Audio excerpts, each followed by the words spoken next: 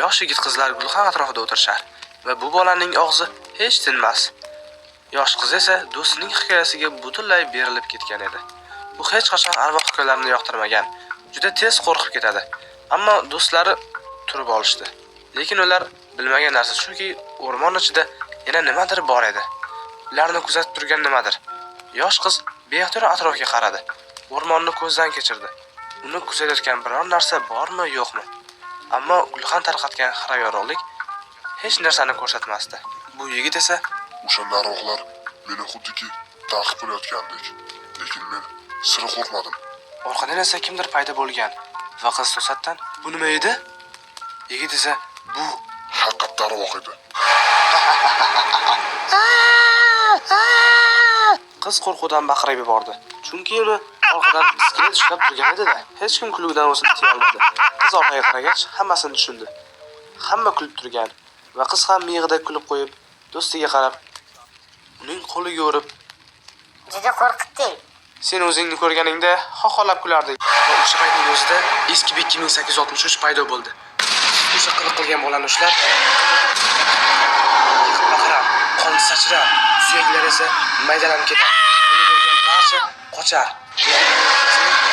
Eski 2863 ushlab, bir-biriga qarsillatgancha urib, bir-birini so'zlab sindirib va to'g'ridan-to'g'ri og'ziga tiqdi. Ikkalasining ham boshini usib oldi. Skidlarni yeb, xohlagancha osmonga qarab kular. Qiz esa nima qilishni bilmay, ularga qarab baqirib turardi. O'sha lahzada do'sti paydo bo'lib, "Yur, tezroq ketishimiz kerak." U hanuz qimirlamadi. Ko'z o'ngida bo'lgan dahshatdan ko'z uzolmadi. Ammo yigit uni qo'ldan mahkam ushlab, majburan o'rmondan tortib ketdi. Ular o'rmon bo'ylab yugurar ekan, do'stlarining ulkan skeletlari tomonidan yeb tashlanayotgan ovozlarini eshitishardi. Ularga yordam berishning iloji yo'q. Faqat yugura olishadi xolos. Ikkalasi qalin qorong'u o'rmon ichida boriqchilar bilan yugurishyapti.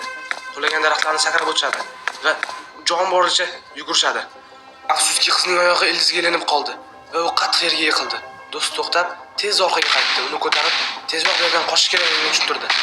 Ammo yo'q, orqadan bahaybat nimadir kelyapti. Bu aniq o'sha. Ketdik, lekin yo'q.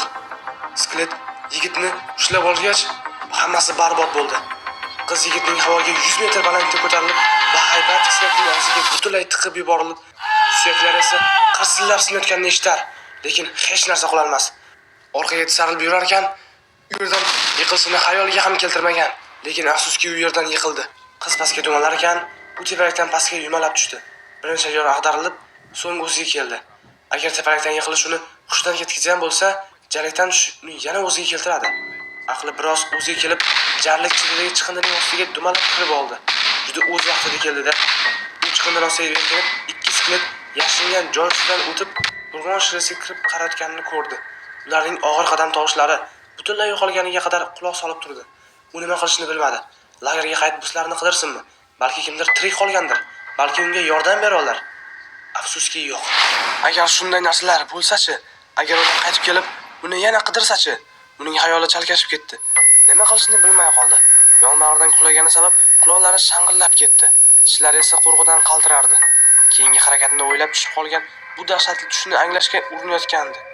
Oy nuri tushgan soya uning oldidagi kattalashib boshladi. Shunda u yana bir narsani angladi. Qaltirayotgan narsa uning tishlari emas, bu tovush boshqa joydan kelmoqda. U o'rnidan turib orqasiga o'girilib qaradi va ulkan katta bosh unga qarab qo'llarini sekin uzata boshladi. Qiz skelet qichqira boshlaganida taqdirga tayyorlanib ko'zlarini asta yumdi.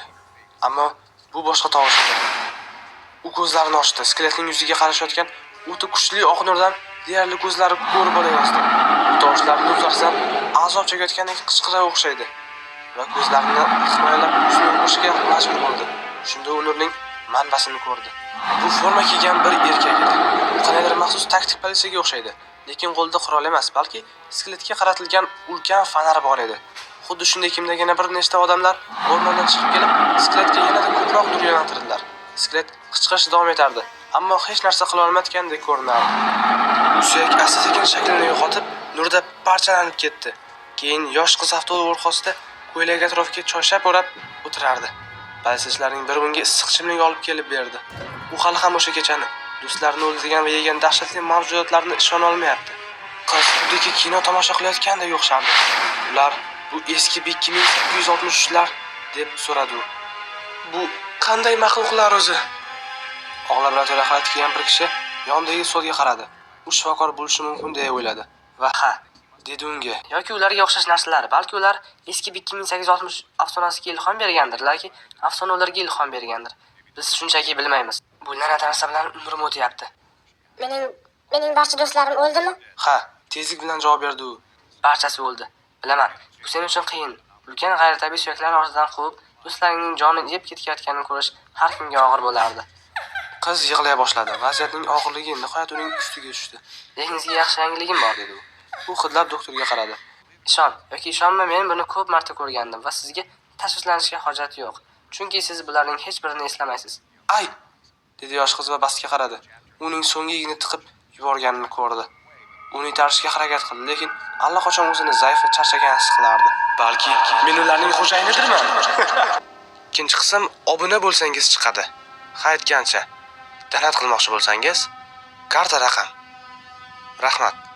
Ikkinchi qismni tez orada kutib qoling.